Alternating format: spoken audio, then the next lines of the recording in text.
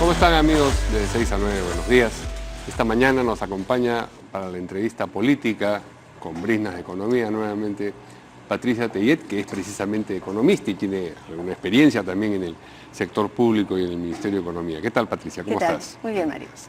Bueno, por supuesto, lo que tenemos que empezar comentando es en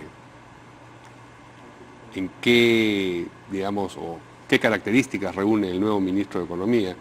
¿Tú lo has conocido en el ministerio o no? No, en el ministerio no, pero, digamos, si fuera, digamos, sé quién es perfectamente, Sí. Conozco su trayectoria. Ha sido viceministro de Hacienda. Tú has sido viceministra de Economía, pero de Economía, antes. el otro lado, sí. Sí. Antes, normalmente los viceministros de Hacienda están muy bien preparados para cuidar la caja, lo cual significa que está alineado, digamos, con un tema de lucha contra el déficit fiscal, que es una de las metas que tiene este gobierno, o sea, ir ajustando la brecha que hoy tenemos. Claro, que no se gaste más de lo que se de lo que recibe, ingresa, de lo que exactamente. ingresa. Así de sencillo. Así de sencillo. Pero con la política atravesada siempre eso se hace es muy imposible. Difícil, es muy difícil, salvo que, lamentablemente, además, esas, digamos, sí, la consecuencia sobre el déficit puede ser buena, pero la consecuencia sobre el crecimiento va a ser mala, que el gobierno no mantenga el ritmo de inversión pública que el país necesita. Entonces, si eso ocurre, digamos, podemos estar llegando a la meta de déficit, pero no necesariamente a la meta de crecimiento que el país necesita.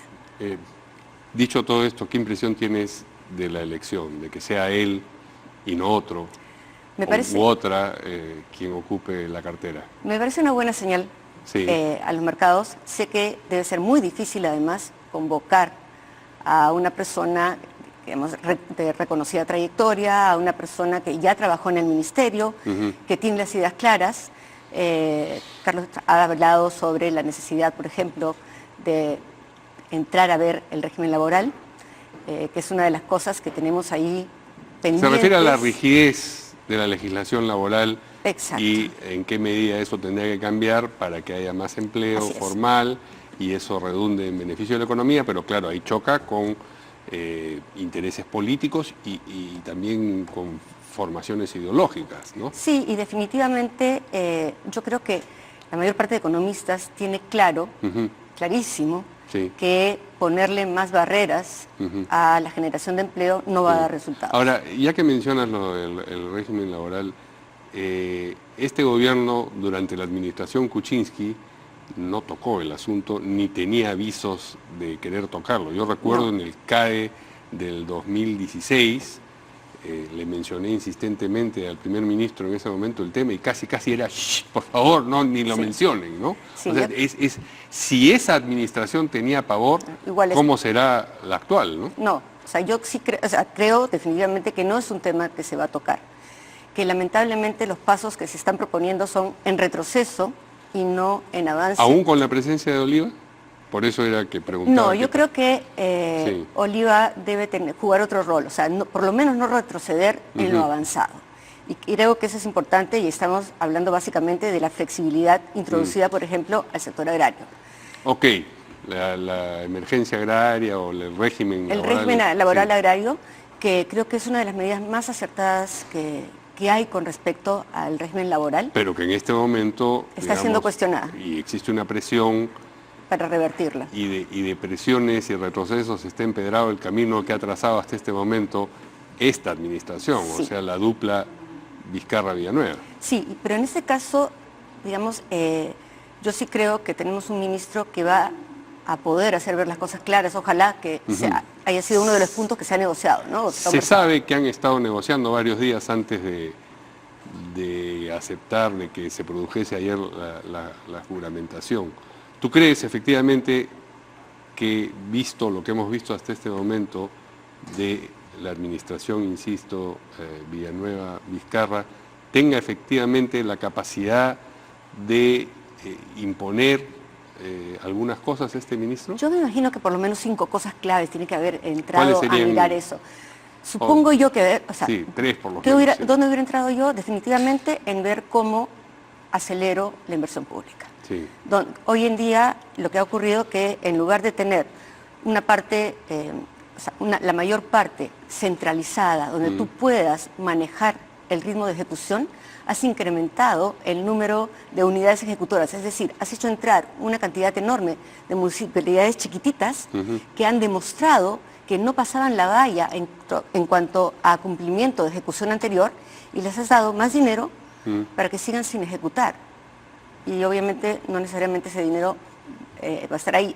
Más aún cuando tienes hoy en día elecciones al frente o muy cercanas, claro, donde cuando hay un cambio, ni siquiera en el partido, porque no hay partidos realmente, sino en la posición, en el liderazgo que asume digamos, tanto el gobierno regional como las municipalidades, lo que tienes es un cambio completo en los equipos. Ok, esa es una de las tres cosas, Una de las digamos. tres cosas, ok. Vamos con tres. La segunda, sí pelearía muchísimo con el tema de régimen laboral.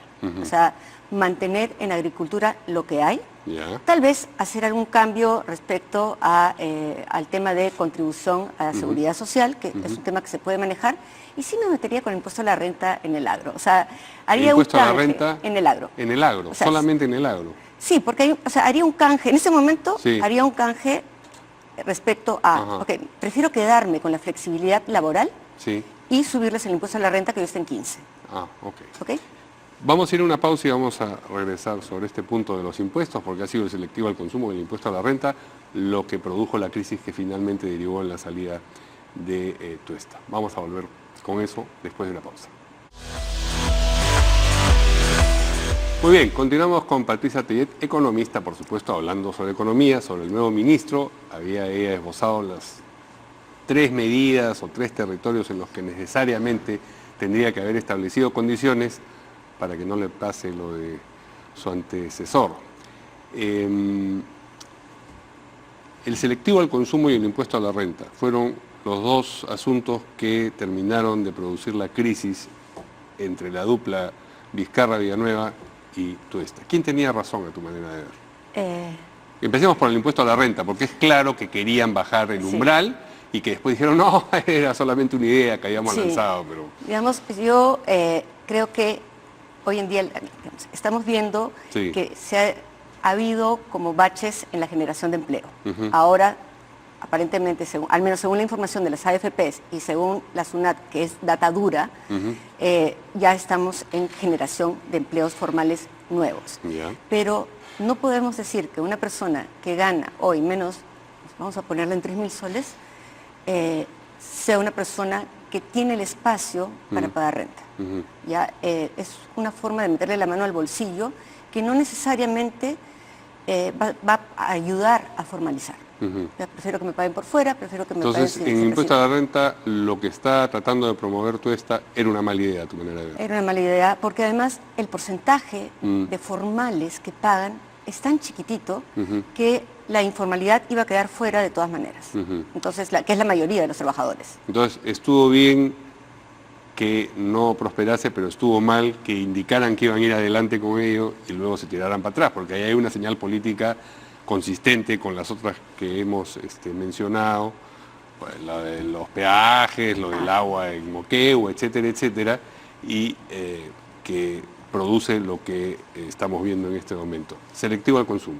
En selectivo al consumo, la única, digamos, hay una parte que sí me gustó, que fue la corrección de esta distorsión que había, donde antes el diésel pagaba menos que la gasolina de 97 a 98. El selectivo supuestamente debe castigar los comportamientos que hacen daño a la sociedad. Esa es la justificación de la mayor parte de los selectivos. Por eso incluimos ahí los cigarrillos y las bebidas alcohólicas, etc. Esa es la única parte que estaba bien. Ahora, respecto al aumento, esto era una medida de recaudación rápida.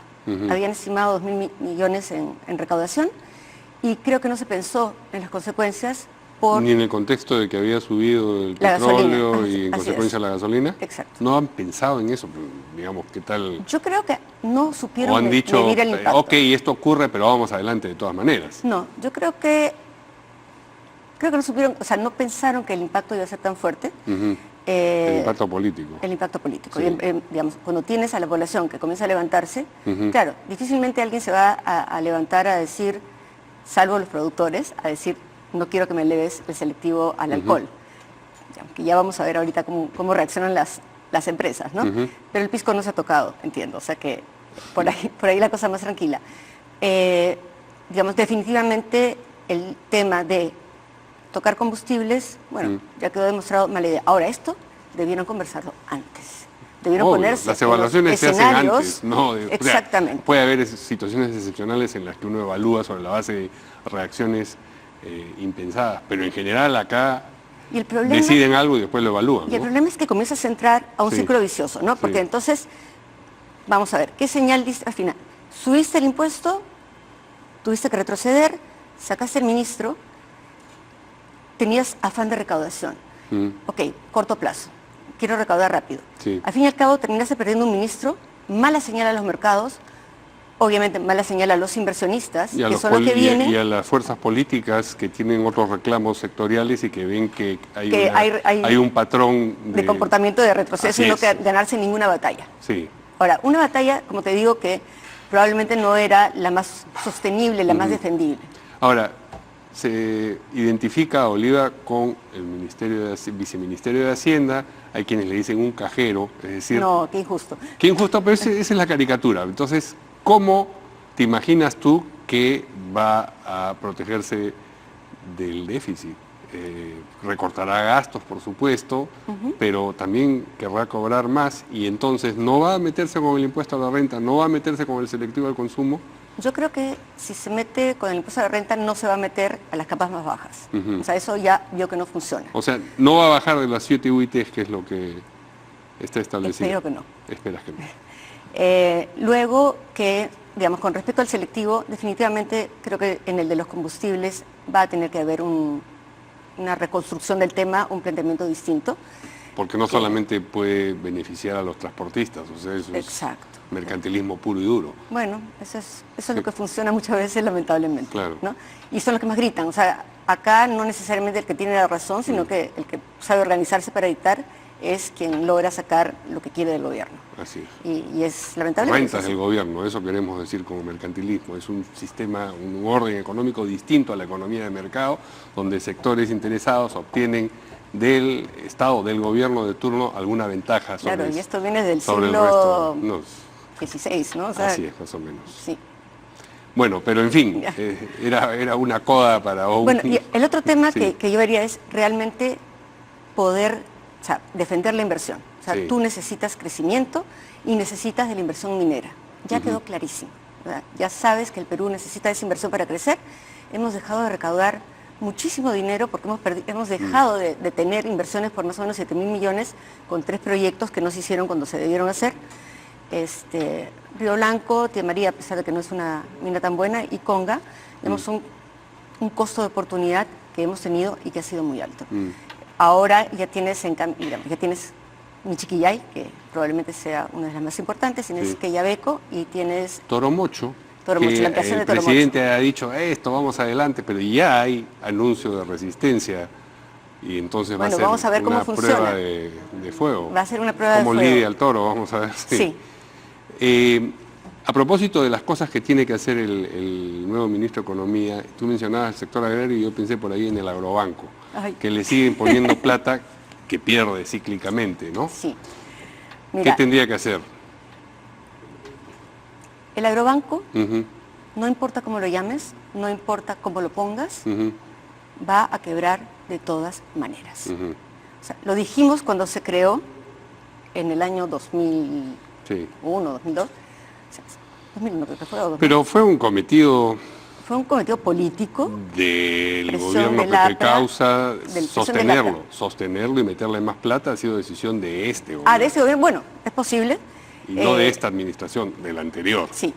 sí, O sea, estoy hablando de Pedro Pablo Kuczynski, de Fernando Zavala, de Torne, Claro, de Mercedes Arauz y todos los que han sido responsables de tomar decisiones de esa naturaleza. Bueno, y tenías también a COFIDE, Sí, que claro. había entrado a prestar digamos, directamente al público, cosa que tenía Claro. total y absolutamente prohibido. Ujú. O sea, legalmente no estaba habilitado para hacer eso y sin embargo lo ha hecho.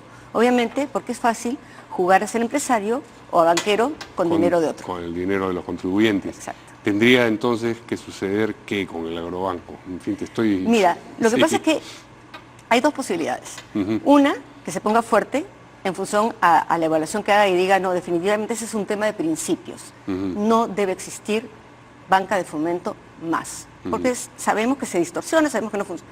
Y la otra es decir, ok, le pongo una apuesta de tanto, además que sé que voy a perder y que puedo ir evaluando. Si va por esta segunda, Sí. apuesto ahorita Ujú.